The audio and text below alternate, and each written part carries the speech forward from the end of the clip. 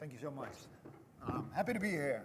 And I didn't expect a nice crowd like this for a sponsored talk, so that's a good sign. Before we start, I did not realize that, well, the Cookie Monster is obviously a trademark thing, so when I submitted the original talk, we had a nice image of a Cookie Monster, the original one from Sesame Street, and it's not that Sesame Street cult, but it was the RSA organization, and they said, yeah, John, you have to change Cookie Monster. And I was like, yeah, but that's the whole thing about my story. How do I change that? But thank God for ChatGPT. So we generated our own Cookie Monster, trademark free, or it's trademark to me. So that's, if you're wondering why it's not looking like the real Cookie Monster, or the original one, that's the story, but thought it was funny. Obviously, we have our normal disclaimer. What I'll do today, I'll take you along of how it started for us, what we did as Trellix, and how the Genesis Market worked. So if you're not familiar with the Cookie Monster, it refers to the Genesis Market takedown. A little bit about how they operated, their threats, and what you can do about it, some mitigation. This story started for us in a pretty unconventional way. One of my hobbies is skiing. So every winter, I'll take a lot of trips and I go ski. And normally I don't pick up the phone or do anything else. This time it was a bit weird. I came off the lift, I was top, and my phone rang. And it was like, okay, normally you won't pick it up, but maybe it's a sixth sense that you sometimes feel something and you pick up, like, hello? Yeah, it's the Dutch police. John, are you okay? It's like, yeah, what do you want? What's going on? Well, we have something for you. We want you to collaborate. Can you tell? No. You have to come in person. I was like, well, can you come tomorrow? I was like, no, I'm skiing. So we kind of lifted it off and then went to the week after. So I went into the police office, first had to sign 10 NDAs and whatever, and then all of a sudden they start talking, and it's like, yes, what we're aiming to do is take down Genesis Market. And the takedown date was already somewhat determined because it was a global operation with more than 200 arrests globally. But they still had a gap, an intelligence gap. And they had certain requirements or certain asks on the private sector. So it was funny because as soon as I signed the NDA and they opened up, we got a huge smile on our face because, yeah, we know Genesis Market. We've been monitoring it a little while. So it was interesting to see how this evolved. And then obviously if you followed the news at that time, it's from last year. So this lockdown screen was very prominent, and there's a lot that happened behind it. If you're not familiar with Genesis Market, it's been around for a while. So yeah, once upon a time in 2018, in the era of mostly credit card fraud and marketplaces that sell credentials, so username, password, maybe some credit card stuff, there was a new marketplace, and it was Genesis Market. And what they did, they worked on browser fingerprints, cookies, anything that identifies you as you. At the time, it was like, yeah, your usual username and passwords work easily, so why would we have a market like this? But they were a bit different. It was invite only, harder to get in. From us, we did actually get access to the market, and we had an account so we could monitor behavior. But it was a little different, so they focused on this specific area, and it was interesting to see because with the rise of multi-factor authentication, with more and stringent controls for anti-fraud, they built a marketplace that could cater to these use cases. So it was almost a one-stop shop where you can do anything from fraud to getting access to systems to circumvent multi-factor authentication and deploy ransomware. And that's also where the danger lies. It's like you have everything you need, and we're a malware vendor, or we're an AV vendor or security vendor, so we're big in the malware removal space. Removing the malware with Genesis Market, the initial malware, didn't fix the issue because the actor had access to the system and real time could siphon off all the details. And like I said, it's multi-factor authentication bypass. Sometimes you authenticate yourself and there's systems that store something on your computer. Well, the Genesis Market malware would actually use those stores, take in those cookies, and could replay them for the attackers. And what we saw working with law enforcement was that they're not only targeting end users, so your mom and pops or anyone else, but there were a large set of corporate credentials in that set as well. And that's interesting, because then you have multi-factor authentication bypass and corporate credentials. Well, for me, that almost is equal towards the outcome will be ransomware. And this is also a balance, and they catered really well to the Achilles heel of security, right? It's like, do we make things useful? Is it easy to access? Do we make it easy for our users? Or do we make it very secure? So if it's multi-factor authentication where you have to authenticate one time and your cookie lifetime is long, let's say 2 days or whatever, because that's easy, because your users don't have to re-authenticate and all that stuff, you are very much in danger for not only Genesys Market, but currently also for all kinds of info stealers. So they made perfect use of this weakness, if you might say so. So I would like to take people along of what was in the showroom. These are some screenshots we took ourselves when we were in the showroom, and the stats we got from the police, obviously, but when we were in the showroom, at the time, there were about 450,000 profiles for sale. So what that means is a machine was infected, they downloaded their extension, they siphoned off all the details that you had, and they were offering it. But like with any shop, what's in the showroom is not, there's always much more in the back. So in the back, they had about 1.5 million different credentials or profiles in total, about 225 different countries. So it doesn't really matter, it's all over the globe. And it's funny because there's a price range, ranging from around about, we saw $6 is the cheapest, up to about $200 for the biggest profile. So what made the change in price? So if you have an account that you don't, you have limited, Genesys is installed on your system, and you have limited other usernames and passwords for other services, your price, and you're in a geo that's not really interesting for fraud or for other things, the price will be low. However, if you're in Western society and you have an account and you have your Google, your LinkedIn, your Yahoo, your Facebook, I can actually name them all up and you can see them right there, or PayPal, any additional online accounts that they have access to, make it more interesting, and it will cost more and more. And then it's basically the Amazon, so any user could log in after they're vouched, and they could scroll down and select a system to their interest. And they can see like, hey, this is interesting. They have certain accounts, I can use that, I can watch my movies from somebody else's Netflix, or I can use these credentials to break into something else.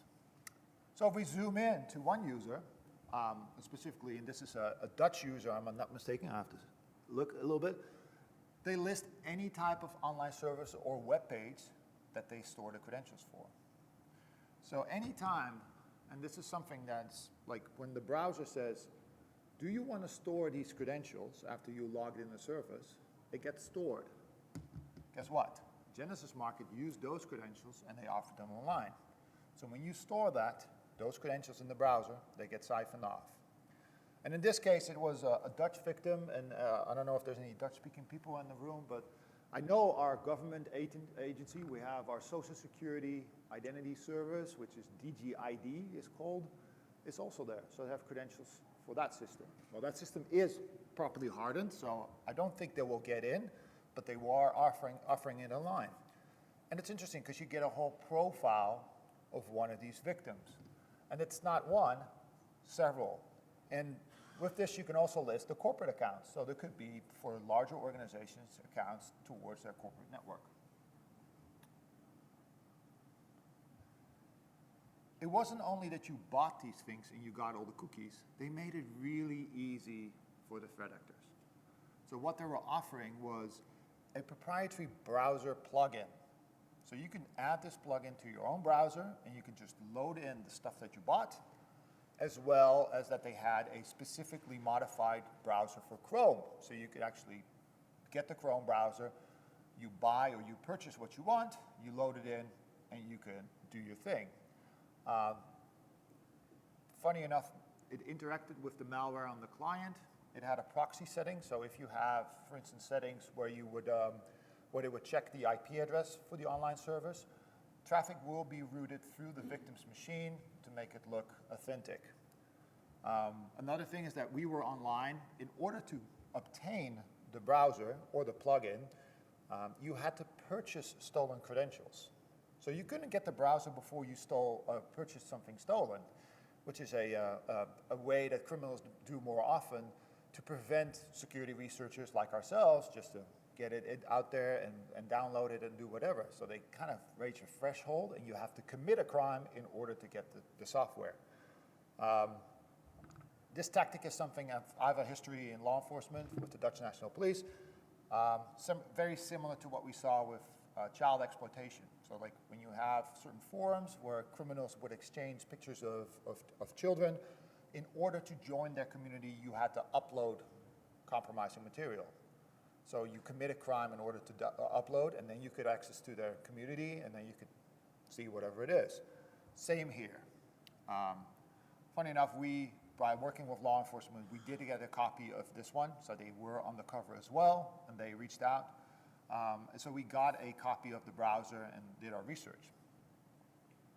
So we have a showroom with 500,000 stuff, 1.5 million in the back. How did they obtain these things? And that's interesting, because it kind of differs per victim. If you looked at the forums, so I saw the forum advertisement that was on Exploit, I believe, you could see the moniker for Genesis Market interact with other malware vendors and actually posting publicly saying, hey, do you have logs, do you have stuff? Contact us, we would gladly buy your InfoStealer logs and other things, or botnet logs. And that's interesting. So you have one marketplace that's neatly organized, where everything is normalized, but at the same time, the individual tied into the marketplace is advertising and interacting with other cyber criminals to fill up their shelves, but with different types of malware. So they do not choose one type of malware, but different types and more. And it made me wonder, like, how do they do that? Because they have such a nice normalized store, and they work with all these different malwares that have different formats, different outputs. They need to have some kind of like nice ETL tooling going on, or something else is going on in order to get it nicely done. So what they did is they piggybacked a lot on proprietary malware. And in this case, we actually got data from the Dutch police that went undercover. They purchased the credentials from a victim, and they reached out to that victim, and they approached that victim and said, like, hey, do you want to file a police report or whatever? And the victim actually handed over their computer, and the computer was forensically imaged, and then the malicious files and things were sent over, were shared with us. So I don't have the victim's data, but we got a lot of the malware to figure out, okay, how did the victim get infected? And in this case, and in many other cases, the Genesis Market relied on Danabot. Well, Danabot is a very known malware botnet. So this is one infection chain where it comes in with a shell being dropped, process injection, and then Danabot is there, and it kind of opens the door. And what it does is it opens the door to something that Genesis had developed, and that is a Chrome extension. And now it becomes interesting, because when we look at malware, very often things are obfuscated. Things are hidden. Things stand out because they're obfuscated. In this case, Danabot, in this specific instance, was tied to a pirated version of an AV. So the user actually thought they were going to get a security software or a piece of security software, but they didn't want to pay for it, so they went through a torrent site, which I can highly discourage, but they got an extra present, and that was Danabot. What Genesis Market had developed in order to normalize all these accounts and make it easy for themselves was a Chrome browser extension. So whatever commodity malware they used, they leveraged their own extension and placed that onto the victim system. And it wasn't obfuscated. So it was there in plain sight. You would think like, oh, that's so easy. The browser should actually have protection for it. Well, for the longest time, the browser always had protection from attacks coming from the browser. They don't necessarily have attacks for just being planted into the extension list that they have. They don't see it, let alone that it's not obfuscated, there's not anything weird or strange happening that would trigger your regular AV. But when you take a close look at the JavaScript that's in the extension, you're like, they're doing a little bit too much. It's a little intrusive, and there's things standing out. So we pulled apart the extension, and there's a couple of things that are highlighted here that are interesting. Hopefully you can all read it, but for some reason, this Chrome extension that had a very generic name beaconed out to a specific Bitcoin address. So why would you do that if you're a Chrome extension? And it was actually listening to a response. So the Bitcoin address was requested, that's this one, and once they went on the blockchain, they got a response back. So if you look at the response, you think like, oh, that's another Bitcoin address. But no, it was actually base 58. And when you decode it, it gave you the C2 server's address. So this was C2 channel communication. This was the way they communicated back to the C2. This is how they got the domain. That's interesting, because no browser plugin would do this. And then when we look more closely to all the features, this browser plugin was looking at your screen size, taking all your cookies, looking at all kinds of elements that are, yeah, you wouldn't expect. Very intrusive stuff, but it was coded all in clear text. So when we saw, we got the browser plugin, and we're like, oh, this is bad news. This is very intrusive. But they got away with it.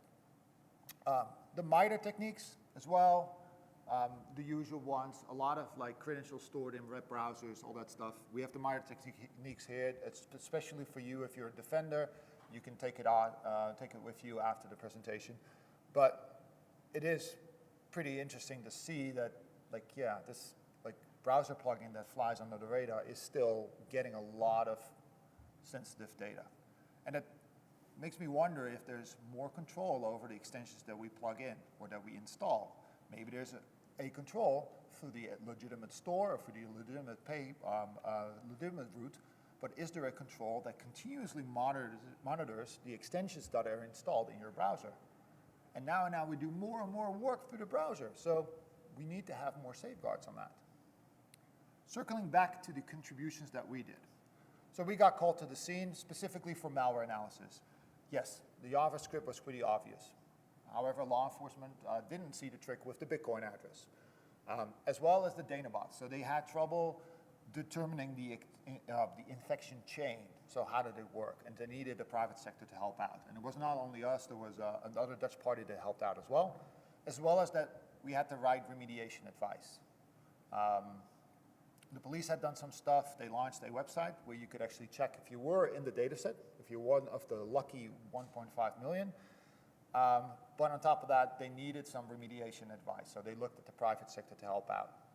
And then lastly was sample sharing, because how can you prevent new victims and how can you prevent this from spreading is by sharing this with the community. So they turned to us as a large vendor. Hey, Trellix, here you have the sample.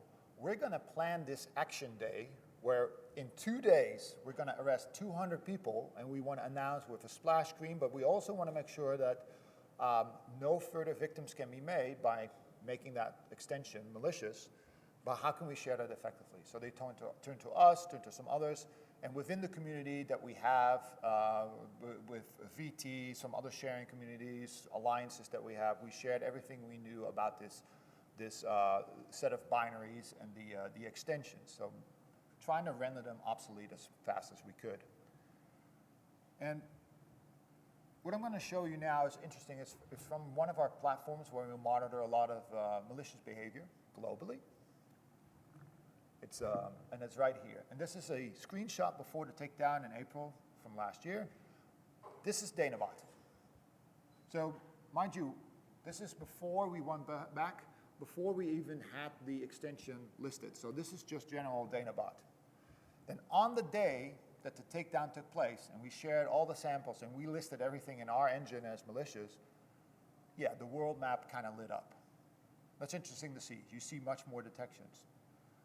And sure enough, if we go further and further and further, we kind of see it regress and get less and less and less.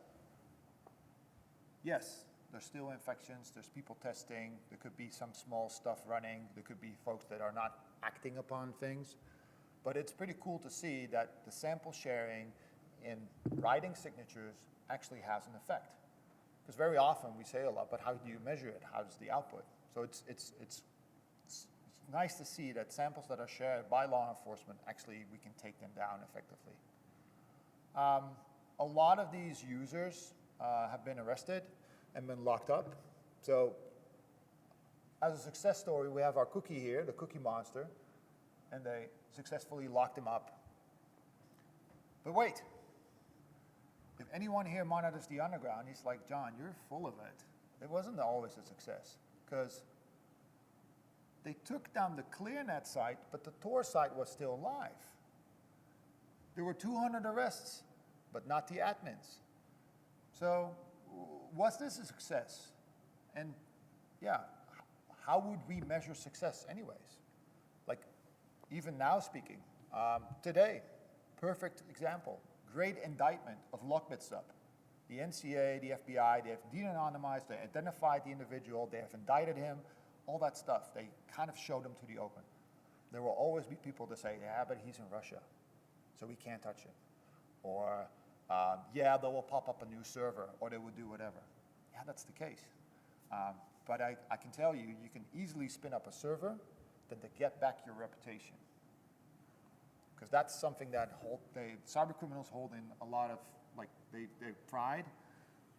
Your trust, that's very hard to rebuild. So yeah, what was interesting is this website catered to so many users, so many criminals, and they're like, oh, you can still use the Tor site. But what they didn't know, what actually got disclosed, that everything was stored in clear text. So any information about the users was known. And the admin account that was behind this also got banned from the major forums. So pretty quickly it was persona non grata. And your shop already got burned once. Do you want to be burned twice? And this is a very similar thing that we see with Lockbit. The first disruption that the law enforcement did was in February, 20th of February, I believe. And they took down a lot of things. They did a master troll. But sure enough, Lockbit tried to save face. They tried to be relevant. So they tried to, like, hey, I'm still alive. I'm still here. You can access me, and I'm still doing my thing. Because it's a multi-million-dollar business. So these criminals, they try to fight to keep their business alive. But yeah, you've already been infiltrated. There's data out there. Your whole operation is compromised. Everybody who's associated with you, there's information on them. They're burned persona. So why would you continue on the same case? And the current level of access for law enforcement in this case to the shop was a mystery. Very similar actually to the Lockbit case. Because we don't know how much information the police has. They're disclosing stuff, but they must have much more. So it's only a guess. And in this case for a shop, what good is a shop? You can open up your shop, but if you have no customers, because everybody is so afraid they're going to be arrested, what good is your shop? So there were some comments on this back and forth, and this is what we said. And sure enough, like, yeah, what good is a shop without customers?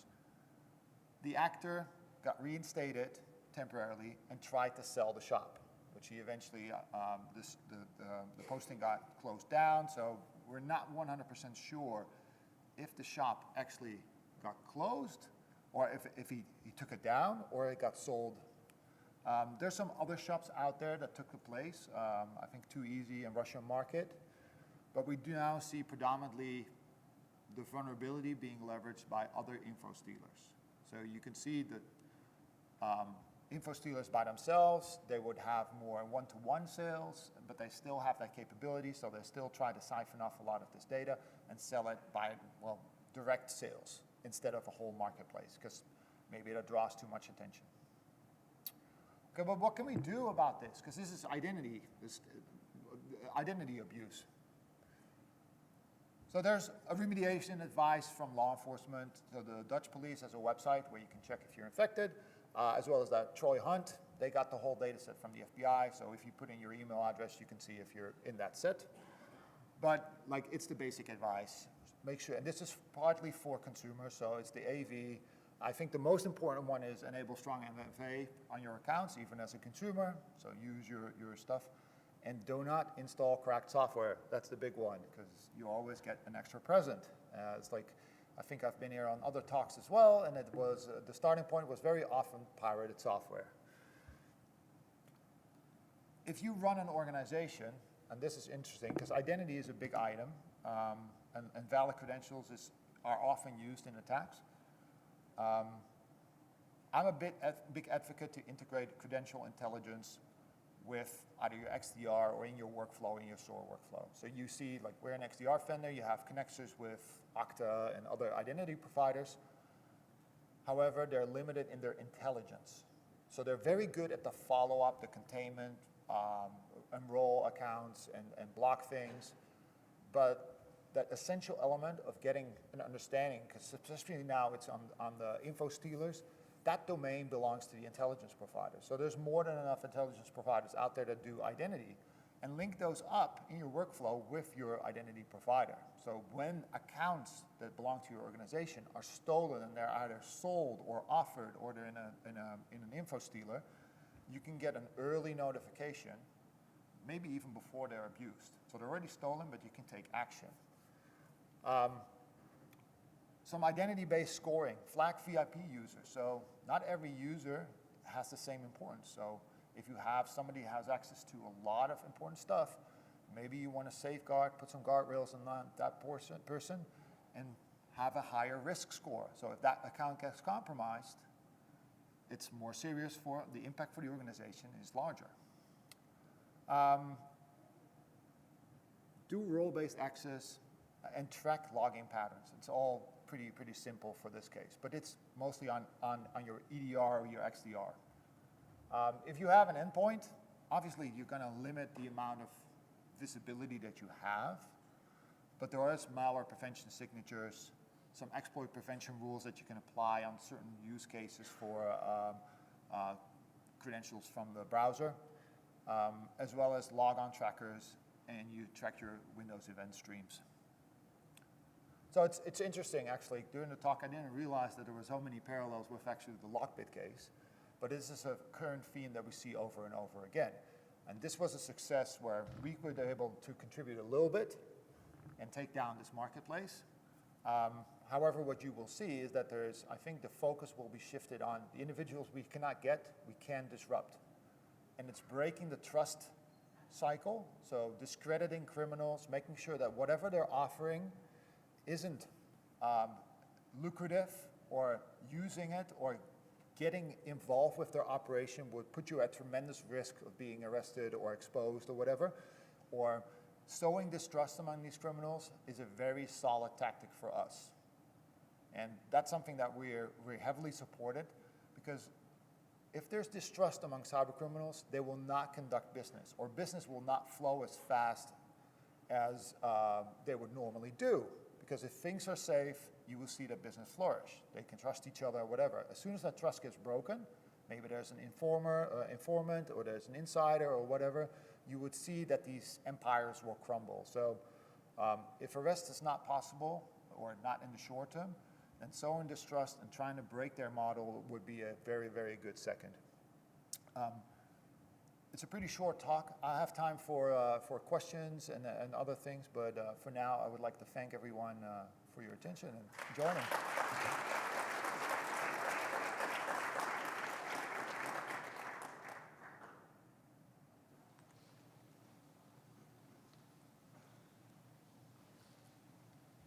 Any questions? If not, I'll turn it over to the gentleman in the front.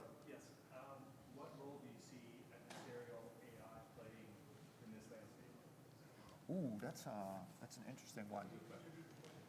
So, what roles do we see adversarial AI play in the landscape? That was the question. Yeah, if you go down the booth floor, there's a lot about adversarial AI, and they make us believe that the adversaries are way beyond that we do. And yes, there are some adversaries that can leverage AI quite well. We've been monitoring a lot of AI interest and use cases on the cyber threat landscape, and we see the most prominent one: phishing, emails, that type of stuff, crafting a lot of really nice emails. Yeah, if you now have an email with spelling errors, that's not a sign of a good threat actor. There's so much available. But there's a couple of things that we definitely see a use case for that criminals are highlighting as well. Scanning processes, things that cost a lot of time, that can be automated and then done easier, are things that are done pretty quickly. So we saw an AI generated or powered scanning service. That's some of the things that we saw already, as well as finding exploits in code or vulnerabilities in code. So I have a piece of code, show me the vulnerabilities. So we have a whole section that the threat actor is leveraging that. As well as that threat actors are looking at, and this is an interesting topic, because that touches upon what the State Department said yesterday is about, yeah, we have to be responsible with our AI development, maybe have some guardrails around it, and there's like a group of trusted countries that are supporting this. Well, criminals don't really care about that.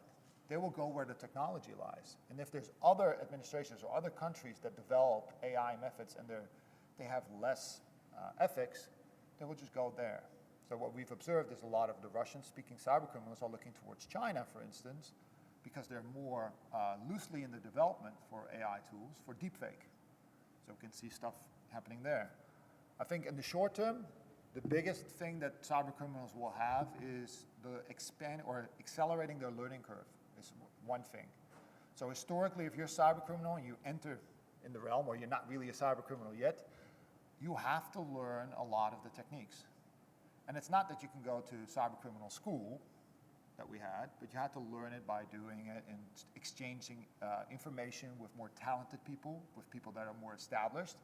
And with that type of communication, there's a trust that you have to build, as well as not everybody will give their info, and you have to learn a lot about Windows internals or Linux internals, and you have to consume that.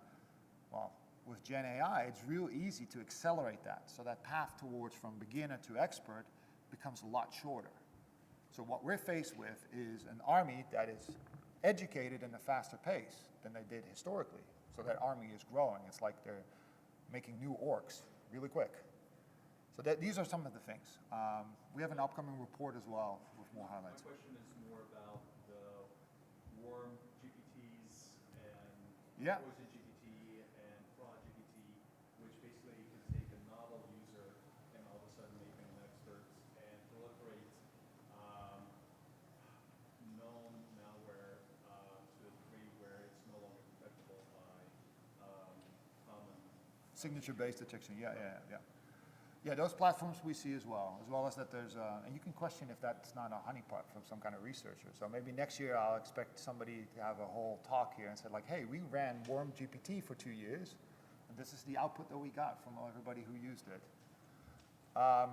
Yeah, that's especially the case with some lower end criminals. They're definitely using that, but they can use any form for that. We also saw plugins for Jabber, so additionally. And quite recently, there was a business email compromise, BEC fraud, that leveraged AI. So you basically have your target, you have a PDF of their invoice, and it will automatically change all the bank accounts to your bank account or your Mule account, and set up the email draft and all that stuff. So that's the stuff that we already see. Next question, if there is any.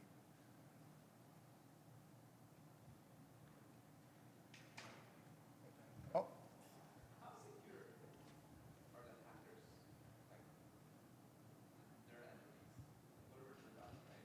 Like, can we attack them back and shut them down that way? Ooh. Well, what separates, obviously we're bound by laws. I'm in the private sector. I'm not advocating anything. Whoever builds a system or builds some kind of system, there's obviously a vulnerability in there. So they have their vulnerabilities as well. It's either up to us to find these and work with law enforcement that they can use, because they're the entity that can actually use that within their specific skill set to, in some circumstances, they can actually leverage those vulnerabilities. But for us, it's mostly finding those things. But that infrastructure and weaknesses and criminals make slip-ups, yes, because that's why we catch criminals.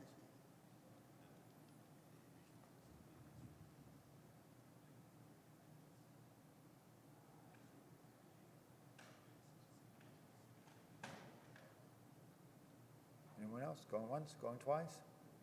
Well then, thank you all. Cheers.